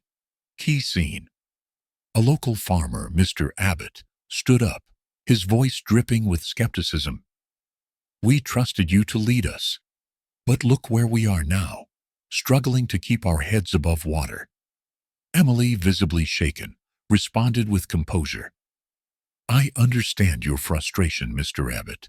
We're facing unprecedented challenges, but this cooperative is built on trust and perseverance. If we give up now, we lose everything we've fought for." Luke stepped in, his calm authority grounding the room. "We're not just leaders, we're part of this community. Let's find solutions together." Their united front quelled the unrest, but the weight of leadership left both of them questioning their ability to continue. Amidst the turmoil, Grace and Ethan emerged as pillars of support. Grace organized community gatherings to boost morale, while Ethan spearheaded a volunteer group to tackle the cooperative's logistical issues. One evening, Grace invited Emily to a quiet dinner at her home. Over a simple meal, they talked about the pressures of leadership. Dialogue exchange. "Grace, you don't have to do everything perfectly, Emily. Leadership isn't about being flawless. It's about being human." "Emily, I just don't want to let anyone down." "Grace, you won't. Because you care. And that's what makes you a great leader." Grace's words resonated deeply, giving Emily the strength to face the challenges ahead. Just as the cooperative seemed on the brink of collapse, an unexpected letter arrived. It was from Charles Anderson. Though he had embraced Emily's choices, he had stayed in the background. Until now. The letter revealed that Charles had secured a substantial donation to help the cooperative recover from the storm's devastation. However, the funds came with a condition. Emily would have to attend a high-profile business summit in Los Angeles to speak about the cooperative's success. Dialogue exchange. "Emily, I can't just leave the farm. Especially now, Luke. Maybe this is exactly what we need. You've proven yourself here. Now, it's time to show the world what we're building." Reluctantly, Emily agreed, her heart torn between her responsibilities at the farm and the opportunity to secure the cooperative's future. The business summit was a stark contrast to the simplicity of farm life. Surrounded by polished executives and luxurious venues, Emily felt like an outsider. Yet when she took the stage to share the cooperative's story, she spoke with passion and authenticity. Emily's speech, "This isn't just about farming. It's about people coming together to build something greater than themselves.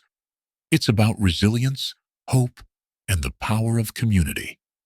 Her words resonated with the audience, drawing applause and pledges of support. By the end of the summit, Emily had secured new partnerships and funding for the cooperative. While Emily was in Los Angeles, Luke struggled to manage the farm and the cooperative. In her absence, miscommunications led to delays in planting, and frustration boiled over when Emily returned. Key scene. "Luke, you leave to save the cooperative. But now, we're behind on everything here. Emily, I did what I thought was best for all of us. Why can't you see that?" "Luke, because you don't understand what it's like to be here every day, fighting to keep this place running." Their argument revealed deeper insecurities, but it also forced them to confront the realities of their partnership.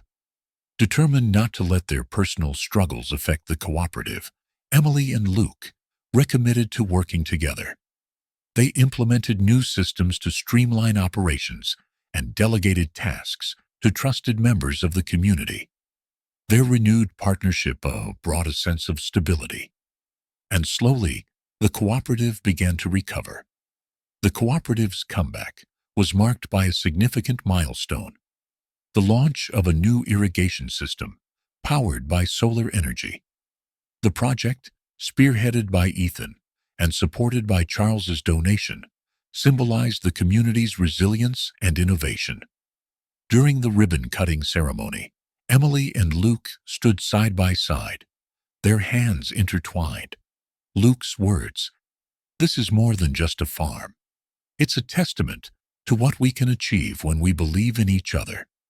The crowd erupted in applause, and for the first time in weeks, Emily felt a sense of peace.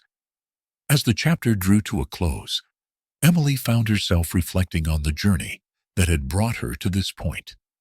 Late one evening, she wrote a letter to her father, expressing her gratitude for his support and acknowledging the lessons she had learned. Excerpt from Emily's letter.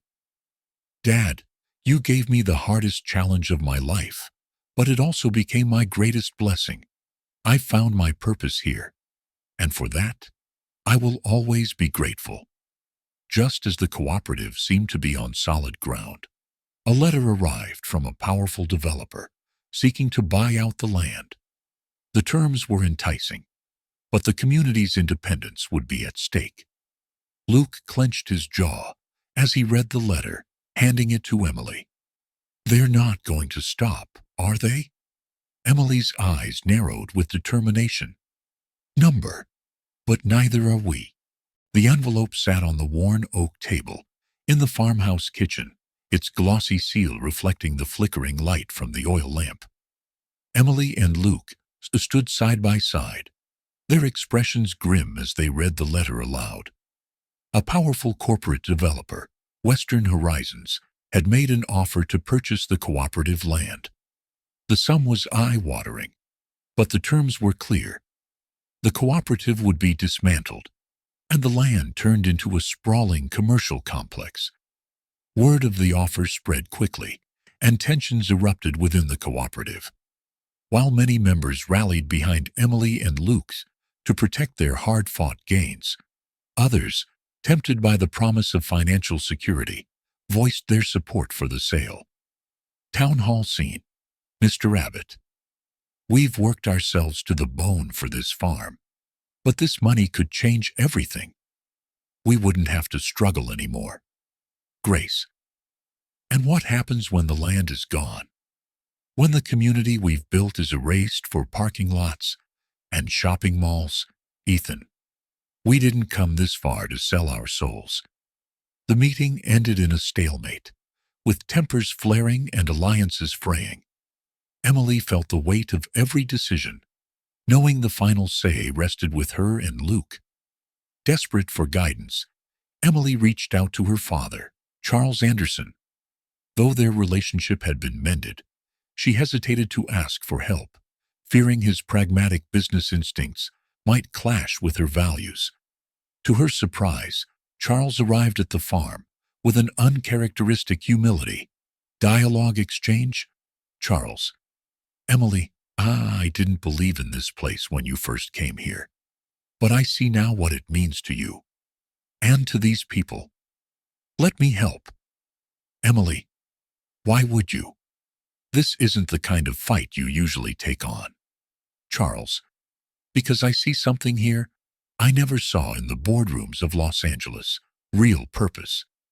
With Charles' connections, they discovered that Western Horizons had a history of exploiting rural communities and leaving environmental destruction in their wake. Armed with this knowledge, Emily and Luke began to strategize. Charles introduced Emily to a top-tier environmental lawyer, Helena Cruz, who agreed to represent the cooperative pro bono. Helena uncovered several violations in Western Horizons' previous projects, providing the cooperative with leverage. Meanwhile, Luke spearheaded efforts to galvanize public support. He and Ethan organized town hall meetings and reached out to local media outlets, sharing the cooperative's story of resilience and community spirit. Climactic moment. During a televised interview, Emily faced off against a representative from Western Horizons. Corporate rep. This development will bring jobs, infrastructure, and growth to your town. Why stand in the way of progress? Emily. Because true progress doesn't destroy communities, it builds them. What we have here is more valuable than any profit margin. The interview went viral, igniting a wave of public support for the cooperative. As the legal battle raged on, Emily and Luke organized a rally to unite the community and raise awareness. The event drew hundreds of supporters from neighboring towns, as well as activists and journalists.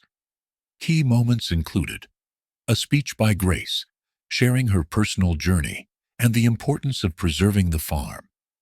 Ethan and other farm workers performing a traditional harvest dance, showcasing the cultural heritage tied to the land.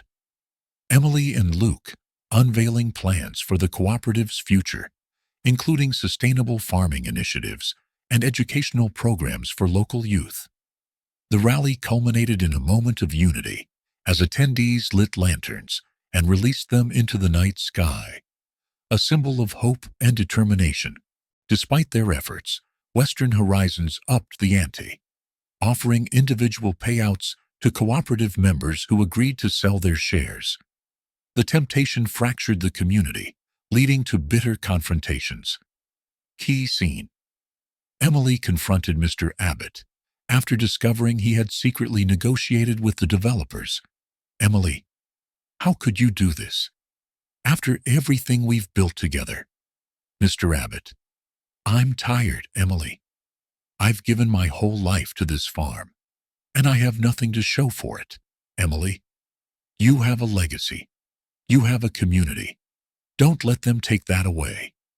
Though some members wavered, the core group, led by Grace, Ethan, and the younger farmers, remained steadfast.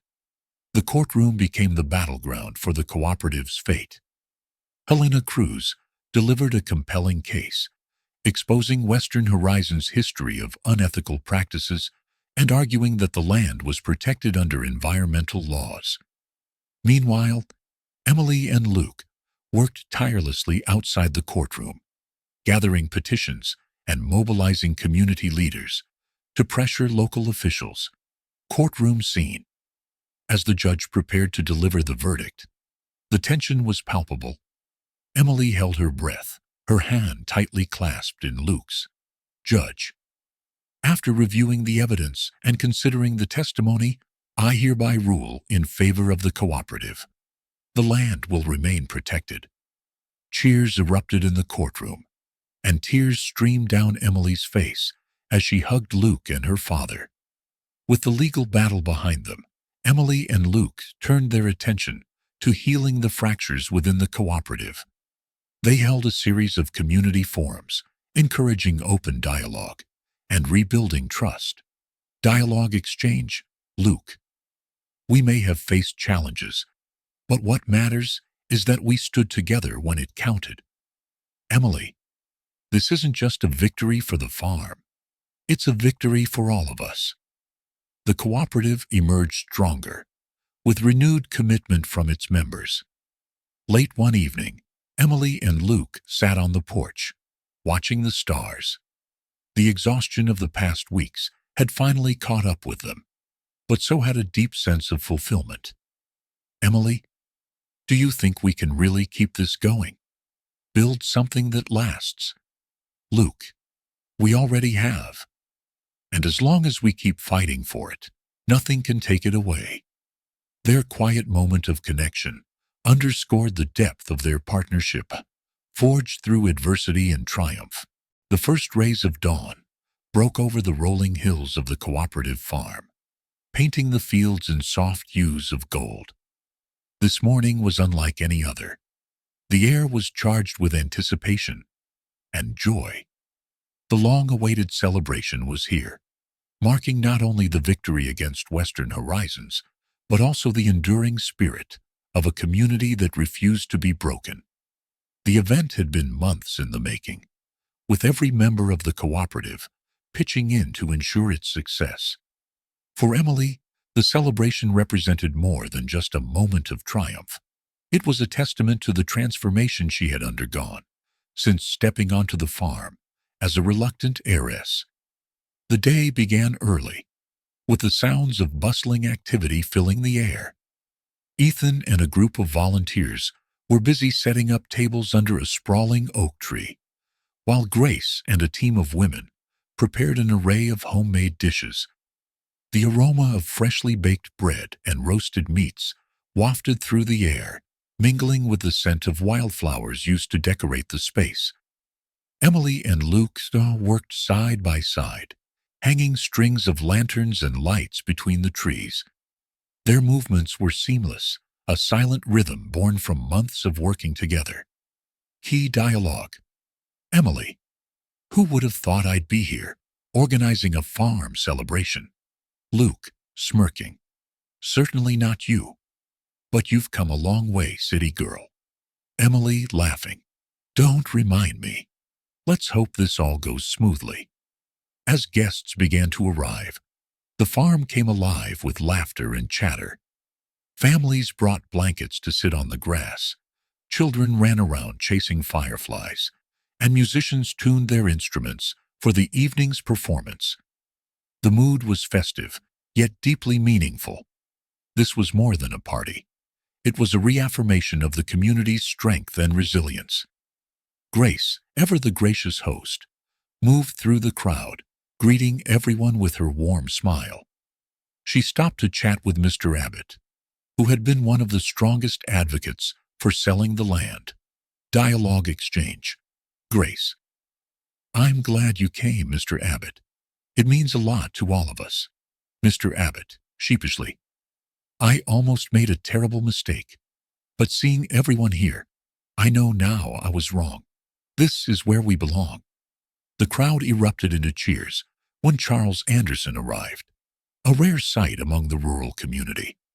Emily's father had shed his usual business demeanor, greeting everyone with a handshake and even helping carry a crate of supplies. His presence was a sign of his growing acceptance of Emily's choices. The centerpiece of the celebration was a stage set up in front of the newly rebuilt barn. Decorated with strings of lights and flowers, the stage stood as a symbol of the cooperative's triumph. As the sun dipped below the horizon, casting a warm orange glow across the fields, the festivities officially began. Ethan, ever the charismatic MC, took to the stage. Ethan's speech: ladies and gentlemen, tonight we're not just celebrating a victory. We're celebrating each other. Because together, we've proven that no challenge is too great when we stand united. The crowd cheered as he introduced the evening's performers, a local band that played lively folk music. The sound of fiddles, guitars, and tambourines filled the air, and soon people were dancing under the twinkling lights. Midway through the evening, Ethan called Emily to the stage. Nervously clutching her notes, she stepped up, her heart pounding as she faced the crowd. But as she looked out at the sea of familiar faces, her nerves faded, replaced by a deep sense of gratitude. Emily's speech: when I first came here, I thought I was being punished. I didn't understand the value of this land, this community, or the hard work that goes into it. But you all showed me what it means to truly belong, to fight for something bigger than yourself. This farm isn't just a place, it's a family, and I'm proud to be a part of it. Her words were met with thunderous applause, and as she stepped down from the stage, Luke was there to meet her. Key moment. Luke, smiling: you did good, city girl. Emily, teasing: don't get used to the compliments. Luke: too late? The celebration continued late into the night. Families shared stories under the stars. Children roasted marshmallows over small fires, and couples swayed to the music. Emily found herself sitting with Grace and Ethan, enjoying the simple pleasure of their company. Grace: you've brought something special to this farm, Emily. Don't ever doubt that. Ethan, yeah, you're almost one of us now. Just don't start wearing overalls. Emily, laughing, I'll take that as a compliment. Meanwhile, Charles sat with a group of farmers, listening intently as they explained the intricacies of sustainable farming. It was a far cry from his usual boardroom discussions, but he seemed genuinely engaged. As the crowd began to thin out, Emily and Luke found themselves alone by the old oak tree. The lanterns cast a soft glow around them, and the distant sound of laughter echoed in the background. Emily, do you ever think about how far we've come? Luke, every day, and I wouldn't change a thing. Emily, smiling, me neither. He took her hand, and they stood in silence, taking in the beauty of the night. It was a moment of quiet reflection, a reminder of everything they had fought for and achieved together. As the celebration wound down, Emily and Luke knew that the challenges weren't over. The farm would always require hard work and dedication, and the community would continue to face obstacles. But for the first time, they felt ready to face whatever came next. Cliffhanger. Late that night, Emily received a call from Helena Cruz. The news was unexpected. A major agricultural organization had taken notice of the cooperative's efforts and wanted to partner with them to create a model for sustainable farming practices. It was an opportunity that could change everything. Emily, Luke, this could be our chance to take what we've built here to the next level. Luke, then let's do it. Together. The promise of a new chapter loomed on the horizon, filled with hope, ambition, and the unwavering bond that Emily and Luke had forged. The sun rose over the cooperative farm, casting long golden rays across the fields. It was a tranquil morning, yet the air buzzed with anticipation. Emily, Luke, and the cooperative team had spent the past few days meticulously preparing for the meeting with Helena Cruz, the representative of the Agricultural Alliance for Sustainability, AAS. Her interest in their work was an opportunity they couldn't afford to miss, a chance to expand their vision and solidify the farm's impact on the community. Helena Cruz arrived mid-morning, stepping out of a sleek black SUV. Her polished appearance, complete with a tailored blazer and leather portfolio, contrasted sharply with the rustic backdrop of the farm. Yet, her warm smile and firm handshake immediately put everyone at ease. Emily and Luke greeted her at the main house, where the smell of freshly brewed coffee filled the air. The dining table was spread with local treats, homemade bread, preserves, and freshly picked fruit. Grace and Ethan stood nearby, ready to offer their support. Key dialogue. Helena, I've heard remarkable things about what you've accomplished here. This farm is a beacon of what sustainable agriculture can achieve. Emily, thank you, Helena. We've come a long way, but there's still so much more we can do. We're eager to hear your vision for a partnership. Luke, and how we can keep the community at the heart of everything we do. Helena outlined her proposal. AIS wanted to use the cooperative farm as a pilot program to develop a national model for sustainable agriculture. This would include grants for infrastructure, educational programs, and the creation of a mentorship network connecting small farms across the country. The stakes were high, but the potential rewards were even higher. Later that day, Emily and Luke convened with the cooperative team to discuss the proposal. While the majority were excited about the possibilities, a few members voiced concerns about maintaining the farm's independence. Dialogue exchange. Tom, a skeptical farmer. What if this partnership means losing control of what we've built? We don't want to become another corporate pawn. Grace, but think about the resources and knowledge we'd gain. This could secure the future for generations. Ethan jokingly. I don't know, Emily. Are you ready to be the poster child for sustainable farming? Emily took a deep breath before responding. This farm has taught me the importance of balance between tradition and innovation, independence and collaboration. We won't lose sight of who we are. If we do this, it will be on our terms. Her words resonated with the group, and after a long discussion, they agreed to move forward cautiously, ensuring that their values remained intact. Over the next several weeks, the farm became a hive of activity. LOES provided funding for key improvements, including solar panels, advanced irrigation systems, and a state-of-the-art barn, equipped with eco-friendly technology. The changes were significant, but they didn't overshadow the farm's core values.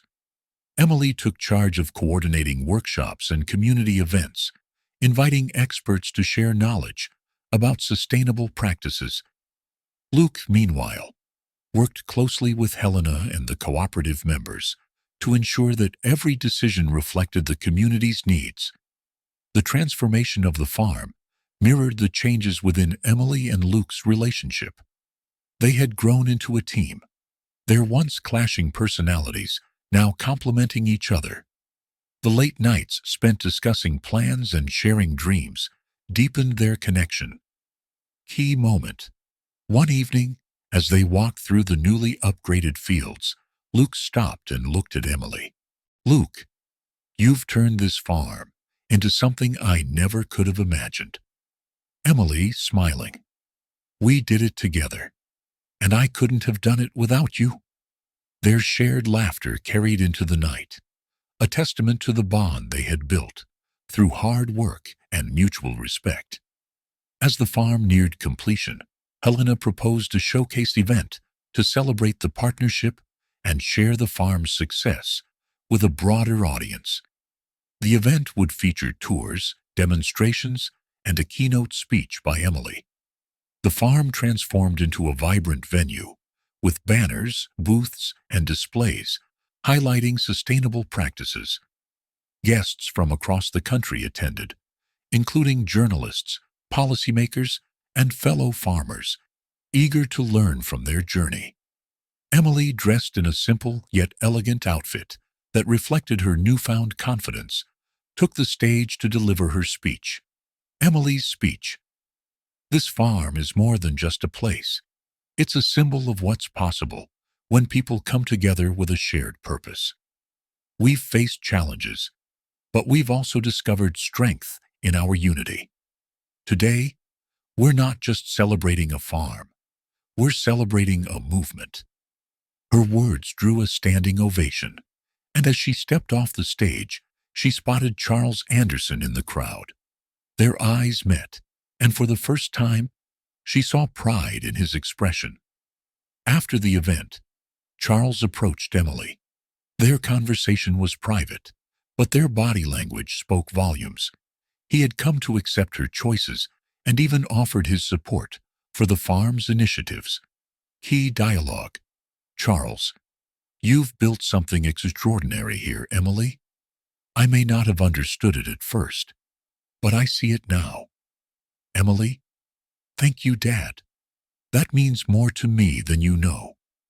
The reconciliation was a turning point, healing old wounds and paving the way for a stronger bond between father and daughter. As the event concluded, the farm was aglow with celebration. Families danced under strings of lights, children played in the fields, and the sounds of laughter and music filled the air. Emily and Luke stood together, watching the scene unfold. Emily, look at all of this. We've come so far. Luke, and we're just getting started. Their hands intertwined as they looked toward the future, knowing that their journey was far from over, but feeling ready to face whatever lay ahead. Late that night, as Emily and Luke were cleaning up, Helena approached them with an unexpected proposition. Helena, there's another farm in trouble, a small cooperative in Nebraska. They could use your guidance to rebuild, just like you did here. Are you up for the challenge? Emily and Luke exchanged a look, their determination shining through. Emily, let's do it. The cool morning air carried the scent of dew-covered grass as the sun began to rise over the farm. It had been nearly 2 years since Emily first stepped onto the dusty soil of Montana, and yet the journey felt like it had spanned a lifetime. Standing at the edge of the newly rebuilt barn, Emily could see the community bustling with life, children laughing, workers tending to the fields, and neighbors sharing stories over steaming cups of coffee. Emily took a deep breath, letting the sight sink in. This wasn't just a farm anymore. It was a movement, a symbol of resilience and hope for all who believed in the power of unity.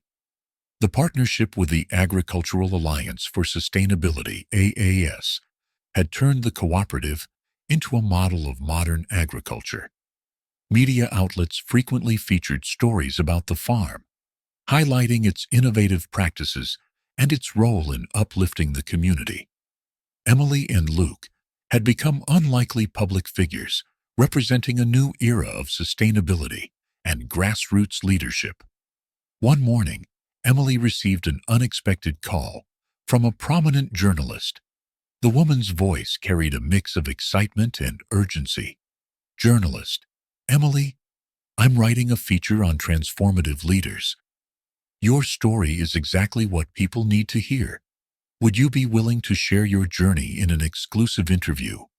The request felt surreal. Emily, once a socialite defined by extravagance, was now being celebrated for her works on a farm she initially despised. She agreed, knowing this was an opportunity to inspire others.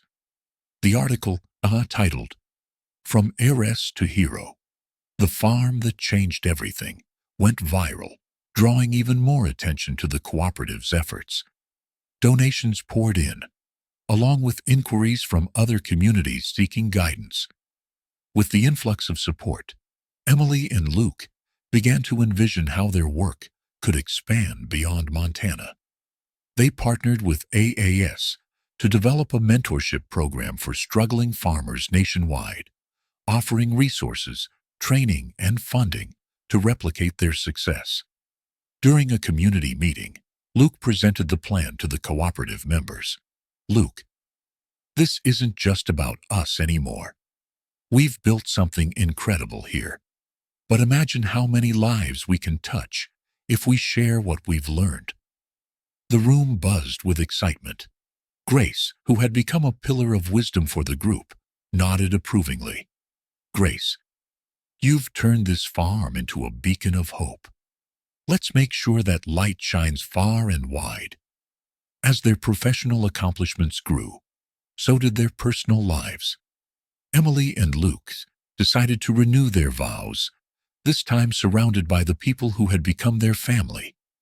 The ceremony was simple yet profound, held under the same oak tree where Emily had first considered the value of the life she was building. Key moments. Emily wore a modest dress made by a local seamstress, reflecting her transformation. Luke's vows brought tears to Emily's eyes. You taught me that even the most stubborn hearts can change. Together, we've built more than a life. We've built a legacy. The ceremony ended with a community-wide celebration, filled with laughter, music, and the warmth of shared purpose. Charles, once critical of Emily's choices, had become one of the cooperative's biggest supporters. Watching his daughter thrive in her new role softened his once hard edges, and he began funding similar initiatives in urban areas, bridging the gap between city life and rural sustainability. One evening, as Charles walked through the fields with Emily, he admitted something that surprised her. Charles, I was wrong to think success was measured in profits and power. What you've done here, it's real, Emily. It's what I wish I'd understood sooner. Their relationship, once strained, had blossomed into mutual respect and understanding. The journey wasn't without hurdles. A severe drought tested the farm's resilience, pushing the cooperative to innovate further. Emily spearheaded the development of a rainwater harvesting system, while Luke collaborated with local scientists to create drought-resistant crops. The challenges only strengthened their resolve. Each setback became a stepping stone, teaching them lessons they passed on to others through their mentorship program. Emily and Luke's work eventually caught the attention of international organizations. They were invited to speak at the Global Sustainability Summit in Geneva, sharing their story with leaders from around the world. The summit was a defining moment for Emily. Standing on stage in front of hundreds, she spoke with conviction. "Emily, this isn't just about farming. It's about rediscovering what matters: connection, purpose, and community. If a stubborn heiress like me can learn to embrace these values, anyone can." The audience erupted in applause, and Emily felt a deep sense of fulfillment. She had found her voice, not as the daughter of a wealthy businessman, but as a leader with a purpose. As the years passed, the cooperative became self-sustaining, allowing Emily and Luke to focus on broader initiatives. They established the Anderson Harris Foundation, dedicated to supporting sustainable agriculture and community development worldwide. One day, as Emily walked through the farm with Grace, she reflected on the journey. "Emily, I came here kicking and screaming, convinced I was being punished. But now, I can't imagine my life any other way." Grace smiled, her eyes twinkling with pride. "Grace, you've become more than I ever imagined, Emily. And this farm, it's not just a legacy. It's a testament to what's possible when we believe in each other." The chapter ends with a powerful visual. Emily and Luke standing at the edge of the fields, watching the sunset. The camera pans out, showing the farm bustling with life, a symbol of hope and progress. As the screen fades to black, Emily's voice narrates, "Emily, the soil beneath our feet holds more than crops. It holds stories, lessons, and a future waiting to be nurtured. This farm isn't just where we live. It's who we are." The story concludes with an epilogue summarizing the farm's continued impact and Emily and Luke's enduring commitment to their mission. The message is clear. True wealth lies not in material possessions, but in the connections we build and the lives we touch. As the sun sets over Emily and Luke's farm, their story reminds us all of the power of transformation and the beauty of finding purpose in unexpected places. Life is full of challenges, but it's how we rise above them that defines who we are. What part of Emily and Luke's journey inspired you the most? Was it Emily's courage to embrace a new life, Luke's unwavering determination, or the unbreakable sense of community they built together? Let us know your thoughts in the comments below. We'd love to hear from you. If this story moved you, don't forget to hit the subscribe button and join our growing family. There are more heartfelt tales just like this one coming your way. And trust us, you won't want to miss them. Until next time, stay inspired, stay hopeful, and always remember, the best stories are the ones that touch your heart. See you in the next video.